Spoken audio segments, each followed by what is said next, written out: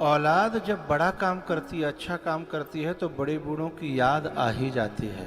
उसका कारण ये है कि जब कोई बड़ा काम करते हैं तो लगता है कि आज हमारे बड़े बूढ़े होते, आज हमारे पुरखा होते, तो आज उनकी खुशी का ठिकाना नहीं होता।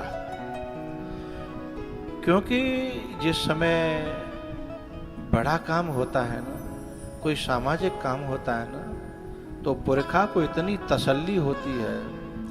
मैं अपनी कथा कराने वाले भक्तों से यही तो कहता हूं कि दौलत तो आएगी जाएगी, लेकिन पुरखा न रहा तो उसमें जो आनंद आना चाहिए वो आनंद ना आएगा।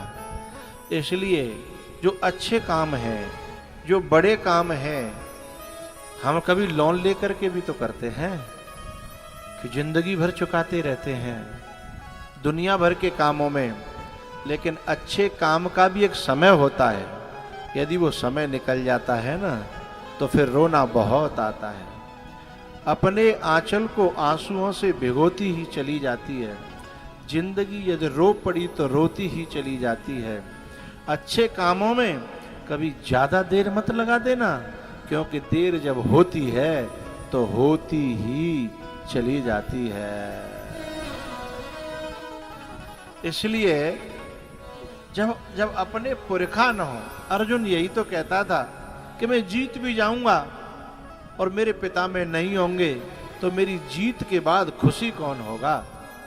मैं जीत जाऊंगा और मेरे गुरु द्रोणाचार्य न होंगे तो मैं जीत करके किसके पास खुशी दिखाने जाऊंगा। मैं जीत जाऊंगा, मेरे कुल गुरु कृपाचार्य न होंगे तो मैं उस जीत को किसके सामने दिखाऊंगा। हैं? तो आज ये जो बच्चे कथा करा रहे हैं ना, जब ये अपने पुरखों का चित्र देखते हैं, अपने पुरखों की याद कर लेते हैं, तो हृदय यूं भर आता है कि काश ये होते तो आनंद कई गुना होता। आज परीक्षित की गद्दी पर वो बैठते और व्यवस्था हम संभाल रहे होते, उस आनंद का ठिकाना ना होता। अपने पुरखों को सुख देकर, अपने पुरखों को आनंद दे करके, अपने पुरखों की छाती में ठंडक पड़ जाए, औलाद को कई गुना सुकून मिलता है? और जब उनकी एक मुट्ठी राख रह जाए और उनकी यादें रह जाएं, तो कभी कभी सुख में भी सुख नहीं मिलता, उसमें भी कभी कभी दुख आ जाता है।